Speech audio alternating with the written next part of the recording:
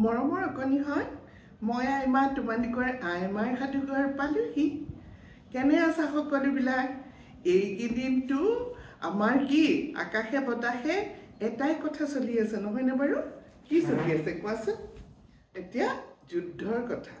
এই যে পেহেলগামত তোমাৰ সন্ত্ৰাসবাদীয়ে কেইবাজনকো নৰহত্যা কৰিলে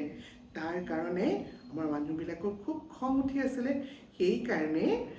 এখন যুদ্ধৰ প্ৰস্তুতি চলি আছে কোন মুহূৰ্তত যুদ্ধ লাগে তাক ঠিক নাই বুলি কৈছে যদিও মই যুদ্ধ খুব বেয়া পাওঁ শান্তিয়ে মোৰ ভাল লাগে যুদ্ধ হ'লে কিমান যে অশান্তিকৰ পৰিৱেশ হ'ব নহয়নে আমাৰ অতীজৰে পৰা আমি দেখি আহিছোঁ যুদ্ধই কোনোদিন শান্তি নানে হয়নে যুদ্ধই সদায় অশান্তিহে বঢ়ায় সেইকাৰণে আমি মহাভাৰতৰ পৰা আদি কৰি মহাভাৰত আদি কৰি পৃথিৱীৰ বহুত যুদ্ধ এতিয়ালৈকে দেখি আহিছোঁ য'ত সৰ্বসাধাৰণ মানুহ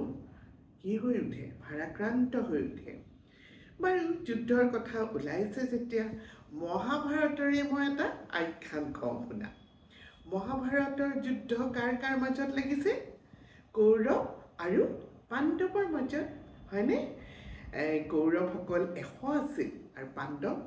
পঞ্চ পাণ্ডৱ বুলি কয় 5 জন পাণ্ডৱ আছিল কৌৰৱৰ 100 পুত্ৰৰ মাজৰ এজনৰ নাম আছিল কি জানা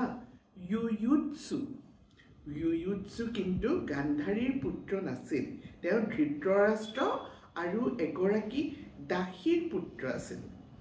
ইউয়ুৎসুৱে কিন্তু সৰুৰে পৰা খুব ন্যায়পৰায়ণ আছিল তেওঁ আৰু পাণ্ডৱসকলক খুব ভাল পাইছিল কাৰণ পাণ্ডৱসকল আছিল ন্যায়পৰায়ণ সততা থকা 5 জন ককাই ভাই কৌৰৱৰ ফৈত্য আছিলে অলপমান দন্দুৰা লগতে তেওঁলোক অসৎ আছিল সৰুতে কি হৈছিল জানা এবাৰ এই কৌৰৱৰ গোটেইকেইটাই লগ লাগি ভীম মহাবলী আছিল নহয় পঞ্চপাণ্ডৱৰ ভীম আছিলে নহয় 3 নম্বৰটো এই ভীমক মাৰিবৰ কাৰণে তোমাৰ খাদ্যত বিষ মিহলাই দিছিল আৰু সেই কথাটো ইউয়ুৎসুৱে গম পাই পেলাই পাণ্ডৱক লগাই দিছিল তেতিয়াৰ পৰাই তেওঁ কিছুমান গোপনীয় কৌৰৱৰ কথা আহি পাণ্ডৱক লগাই দিছিল যাতে পাণ্ডৱসকল এই বেয়া কামৰ পৰা বিপদমুক্ত হৈ থাকে গতিকে ভীমক যেতিয়া বিষ দিব খুজিছিল সেই কথাটো আহি লগাই দিছিল আৰু ভীম সেই খাদ্য গ্ৰহণ নকৰি ভীম সেইবাৰ ৰক্ষা পৰিছিল এনেদৰে তেওঁলোক ডাঙৰ হৈ অহাৰ লগে লগে যুদ্ধ আৰম্ভ হ'ল আৰু এই যুদ্ধত নানান ৰাজ্যৰ ৰজাবিলাক ভাগ হ'ল কিছুমানে কৌৰৱৰ পিনে লৈ গ'ল কিছুমানে তোমাৰ পাণ্ডৱৰ সৈন্যবাহিনীত যোগ দিলে এনেকৈ আৰু ভাগ বতৰা চলি আছে একদম শেষত যেতিয়া যুদ্ধ হ'বলৈ কেইদিনমান বাকী আছে তেতিয়া যুধিষ্ঠিৰ তাৰমানে পাণ্ডৱৰ জ্যেষ্ঠ ভাতৃ যুধিষ্ঠিৰ গৈ পেলাই শ্ৰীকৃষ্ণক ক'লেগৈ লগতে দ্ৰোণাচাৰ্য ভীষ্ম সকলোকে ক'লে যদি এতিয়াও কোনোবাই কৌৰৱৰ ফৈদৰ আমাৰ পাণ্ডৱৰ পিনলৈ আহিব খোজে আহিব পাৰে আৰু এই সুবিধাটোকে ইউয়ুৎসুৱে ধুনীয়াকৈ গ্ৰহণ কৰিলে আৰু ইউয়ুৎসুৱে যিহেতু পাণ্ডৱসকলক ভাল পাইছিলে তেওঁ কি কৰিলে আহি পেলাই পাণ্ডৱৰ লগ লাগিলহি আৰু পাণ্ডৱৰ হৈ কৌৰৱৰ বিৰুদ্ধে যুদ্ধ কৰিলে তাৰপিছত শুনা এই যুদ্ধখনত ইউয়ুৎসুৰ আকৌ বাহন আছিলে 2টা ডাঙৰ ষাঁড় গৰু সেই ষাঁড় গৰুকেইটাই ইউয়ুৎসুৰ যোনখন ৰথ আছিল সেই ৰথখন তোমাৰ টানিছিলে কি হ'ল তাৰপিছত ইউয়ুৎসুৱে লগত ভগদত্তৰ যুদ্ধ লাগিলে আৰু ভগদত্তৰ প্ৰকাণ্ড হাতীটোৱে ইউয়ুৎসুৰ দুয়োটা বলত মাৰি পেলাইছিলে এনেদৰে সেই যুদ্ধখনতে তোমাৰ মহাবাহু নামৰ এটা প্ৰকাণ্ড বলি শত্ৰুক নিধন কৰিছিলে ইউয়ুৎসুৱে কিন্তু দ্ৰৌপদীক যেতিয়া বিয়া কৰাবলৈ গৈছিলে পঞ্চপাণ্ডৱ তেতিয়া মানে অৰ্জুন যেতিয়া গৈছিলে দ্ৰৌপদীক আনিবলৈ তেতিয়া তোমাৰ কোন গৈছিলে লগত ইউয়ুৎসু গৈছিলে ইউয়ুৎসু ইমান ন্যায়নিষ্ঠ সত্যবাদী আছিলে যে যুধিষ্ঠিৰে তেওঁক খুব বিশ্বাস কৰিছিলে আৰু এই ডাঙৰ ডাঙৰ যজ্ঞবিলাকত যেতিয়া জলাঞ্জলি দিবলৈ হয় তেতিয়া কোনে তত্ত্বাৱধান কৰিছিলে যজ্ঞৰ ইউয়ুৎসুৱে কৰিছিলে আৰু এটা সময়ত যেতিয়া যুদ্ধত জয়ী হ'ল পাণ্ডৱসকল তেওঁলোকে ৰাজ্যভাৰ গ্ৰহণ কৰিলে যদিও ৰাজ্য চলাবলৈ মন নকৰিলে আৰু তেওঁলোক মহাপ্ৰস্থানৰ কাৰণে